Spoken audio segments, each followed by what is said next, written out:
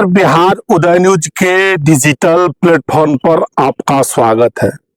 देखिए, बिहार में चुनावी साल है, चुनावी समय है। बिहार विधानसभा के चुनाव में अब ज्यादा वक्त नहीं रह गया है। ऐसे में आज हम बात करने वाले हैं महागठबंधन को लेकर। आने वाले बिहार विधानसभा चुनाव 2025 में महागठबंधन की क्या रणनीति हो सकती है, क्योंकि 2020 के चुनाव में आपने देखे होइएगा कि मात्र 12,000 वोटों से तेजस्वी यादव की सरकार नहीं बन पाई। मात्र 12,000 वोटों से तेजस्वी की 2020 के चुनाव में सरकार नहीं बन पाई। क्या आपको लगता है कि आने वाले 25 में जो तेजस्वी 2020 में गलती किए थे वो फिर गलती करेंगे? क्योंकि तेजस्वी यादव 2025 की राह को बड़ी चुनौती मान के चल रहे हैं और वो भी जान रहे हैं कि अगर अब की बार हम मुख्यमंत्री नहीं बन पाए तो आगे की हमारी राह, मुख्यमंत्री बनने की राह बड़ी मुश्किल हो सकती है। मुख्यमंत्री बनना बड़ा कठिन कार्य हो सकता है। इसको लेकर आपने देखिएगा, अभी से तमाम SIR पर बयान देना हो, वोट अधिकार यात्रा हो, तमाम यात्रा निकाल रहे हैं तेजस्वी यादव। ऐसे में आज हम बात करने वाले हैं महागठबंधन के सीट बंटवारे को लेकर। महागठबंधन का सीट शेयरिंग का फॉर्मूला क्या हो सकता है 2025 के बिहार विधानसभा चुनाव में? दोस्तों, हम इससे पहले आगे बढ़े महागठबंधन के सीट शेयरिंग 2025 के बारे में बात करें, उससे पहले आपसे करवट आग्रह है कि अगर आप चैनल पर नए हैं तो चैनल को सब्सक्राइब कर दीजिए, बेल आइकन दबा दीजिए, जिससे आपको आगे की जानकारी मिलता रहे। दोस्तों, हम 2025 की महागठबंधन के बारे में बात करें उससे पहले हम आपको 2020 के बिहार विधानसभा चुनाव के बारे में बात करते हैं। देखिए, महागठबंधन में 2020 के चुनाव में महागठबंधन में सबसे बड़ी ज्यादा सीटों पर चुनाव लड़ी थी। आपको बता दें, RJD 144 सीटों पर चुनाव लड़ी थी और 74 सीटें जीतने में कामयाब रही थी। दूसरी तरफ 2020 के चुनाव में महागठबंधन में कांग्रेस को 70 सीटें दी गई और वो 70 सीटें ही कांग्रेस के देने का कारण रहा कि आने वाले 20 में उनकी सरकार 2020 में उनकी सरकार नहीं बन पाई। क्योंकि जब महागठबंधन में 70 सीटें दी गई कांग्रेस को, तो कांग्रेस के बारे में जो मात्र 70 सीटों में से मात्र वो 19 सीटें जीत पाए। अब बची लेफ्ट की पार्टियां। तो 2020 के बिहार विधानसभा चुनाव में लेफ्ट पार्टियों का स्ट्राइक रेट बड़ा ही जबरदस्त रहा। 50% से ऊपर उनका स्ट्राइक रेट रहा। 29 सीटें गठबंधन के तहत लेफ्ट पार्टियां को दिए गई। CPI हो, CPM हो, CPI-ML हो, जो लेफ्ट पार्टियां हैं उनका भी बड़ा स्ट्राइक रेट अच्छा रहा और 29 सीटें दी गई, उसमें से 19 सीटें जीतने में कामयाब रही लेफ्ट पार्टियां। तो 2020 के चुनाव में कहां चूक गए तेजस्वी यादव? मुख्यमंत्री तो 2020 में ही बन गए होते। अब 2025 का चुनाव है। 2020 में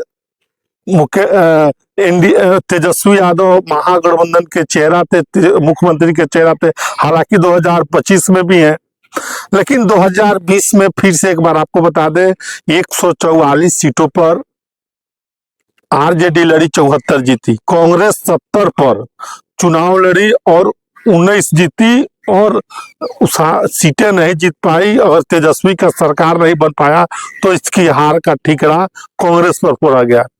बड़ी लूजर साबित हुई कांग्रेस। अब लेफ्ट पार्टियों का स्ट्राइक रेट देख लीजिए। लेफ्ट पार्टियां का जो स्ट्राइक रेट है बड़ा ही बेहतरीन है। 29 में से 19 जीत गए। अब 2025 का बिहार विधानसभा चुनाव है। क्या तेजस्वी यादव की रणनीति होगी जो आने वाले बिहार विधानसभा चुनाव में उनकी रणनीति काम कर सकती है? देखिए, 2020 में तेजस्वी यादव कोई चूक करना नहीं चाहते हैं। 2020 की गलतियां 25 में नहीं करना चाहते हैं।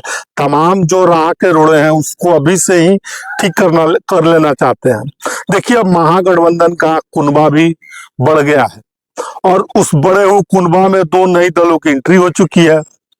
एक मुकेश सहनी की सन ऑफ मला की मुकेश सहनी की पार्टी विकासशील इंसान पार्टी यानी वीआईपी की, दूसरी पशुपति पारस की भी एंट्री होने वाली है। और एक और पार्टी का जो एंट्री होने वाली है महागठबंधन में, जेएमएम यानी झारखंड मुक्ति मोर्चा, हेमंत सोरेन की पार्टी की। अब बड़ा सवाल है, जब महागठबंधन का कुनबा बड़ा है तो क्या सीटों की कटौती हो जाएगी? क्या लगता है आप भी कमेंट बॉक्स में बताइएगा, जो दर्शक देख रहे हैं। और हम आपको बता दें, महागठबंधन का जो सीट शेयरिंग का फॉर्मूला 2025 में निकल कर आने वाला है, बड़ा ही दिलचस्प होने वाला है और बिहार चुनाव को और दिलचस्प बनाने वाला है, क्योंकि तेजस्वी यादव भी इस बार पूरी तैयारी कर चुके हैं 2025 में किसी भी कीमत पर महागठबंधन की सरकार बने। और लालू यादव भी चाहते हैं कि हमारे जीते जी हमारा बेटा मुख्यमंत्री बन जाए। अब महागठबंधन का 2025 का सीट शेयरिंग फॉर्मूला है, उस पर हम बात करते हैं। देखिए, महागठबंधन का जो सीट शेयरिंग फॉर्मूला है, उसके तहत जो अब की बार जो पार्टियां शामिल हुई है, सारी पार्टियों को सीटों में कटौती होने जा रही है। तो पहले नंबर में हम आरजेडी यानी राष्ट्रीय जनता दल की बात करें, तेजस्वी यादव की पार्टी, लालू प्रसाद यादव की पार्टी के बारे में हम बात करें, तो इस बार 135 सीटों पर आने वाले बिहार विधानसभा चुनाव में चुनाव लड़ सकती है आरजेडी, यानी पिछले बार 144 से कम सीटों पर। अब दूसरे नंबर पर कांग्रेस है।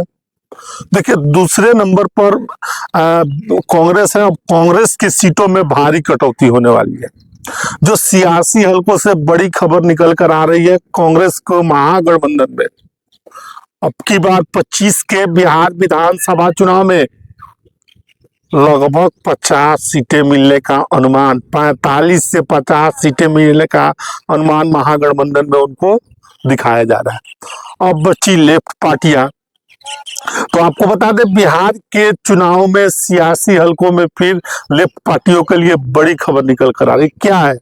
लेफ्ट पार्टियों का सीट बढ़ने की लेकर बड़ी खबर आ रही है। लेफ्ट पार्टियों का सीट बढ़ सकता है। क्यों बढ़ सकता है भाई? 20 के चुनाव में देखे थे, उनका स्ट्राइक रेट बड़ा ही बेहतर रहा था, कांग्रेस बड़ी लूजर बनी थी। तो जिसको सीट का प्रतिशत जीतने का अच्छा है, उसको सीट तो भाई बढ़ेगा, और कांग्रेस की कम थी तो कांग्रेस का घटेगा। तो जो लेफ्ट पार्टियों का सीट, जो पिछली बार 29 सीटों पर चुनाव लड़ी थी, इस बार उनका सीट बढ़ने वाला है और इसकी संख्या 40 तक जा सकती है। हालांकि मांग उनकी 45-42 तक है, लेकिन 35 से 40 के बीच में उनका लेफ्ट पार्टियों का सीट बढ़ता हुआ प्रतीत हो सकता है। देखिए, अब महागठबंधन में एक नया और दल शामिल हो गया है, विकासशील इंसान पार्टी यानी वीआईपी की पार्टी। देखिए, वीआईपी पार्टी जो मुकेश सहनी कब किस गठबंधन में रहेंगे कोई नहीं जानता है। तेजस्वी यादव भी इस बात को जानते हैं कि मुकेश सहनी कब पलटी मार देंगे, कोई नहीं जानता है। हालांकि अभी मजबूती के साथ मुकेश सहनी महागठबंधन तेजस्वी यादव के साथ है, वोट अधिकार यात्रा में साथ घूम रहे हैं, लेकिन राजनीति है, राजनीति में कुछ भी संभव है। जो वीआईपी पार्टी के बारे में अब जो खबर आ रही है, महागठबंधन में उनको 10 से 11 सीटें, 12 सीटें, 10 से 12 सीटें देने का अनुमान बताया जा रहा है, जताया जा रहा है कि 10 से 11 वीआईपी पार्टी सोनम। हालांकि उनका दावा 60 सीटों पर है, लेकिन सीट तो बिहार में 243 ही है। अब 10 से 12 सीट अनुमान उनको मिलने का जताया जा रहा है। अब इस महागठबंधन में दो और दलों की एंट्री होने वाली है। हालांकि ऐलान नहीं हुआ, औपचारिक रूप से ऐलान नहीं हुआ है। एक है पशुपति पारस की लोजपा, जो उनकी एंट्री होने वाली है। पशुपति पारस की लोजपा को देखिएगा, दही चूड़ा के भोज पर पशुपति पारस के घर दही चूड़ा का भोज खाने लालू प्रसाद यादव पहुंच गए थे। अब उनकी एंट्री होने तय है। तो पशुपति पारस की पार्टी के बारे में जो बड़ी खबर निकल कर आ रही है, उसके अनुसार पशुपति पारस को 2 से 3 सीटें मिलने का अनुमान जताया जा रहा है। अब हेमंत सोरेन की पार्टी की भी एंट्री होने वाली है बिहार में, क्योंकि झारखंड में देखिएगा तेजस्वी यादव ने चुनाव लड़ा 12 सीटों पर और 4 सीटें जीतने में भी कामयाब रहे थे। और जो बॉर्डर का इलाका है उस इलाके में उनको भी 2 से 3 सीटें देने की बात आ रही है जेएम हेमंत सोरेन की पार्टी को, झारखंड मुक्ति मोर्चा को।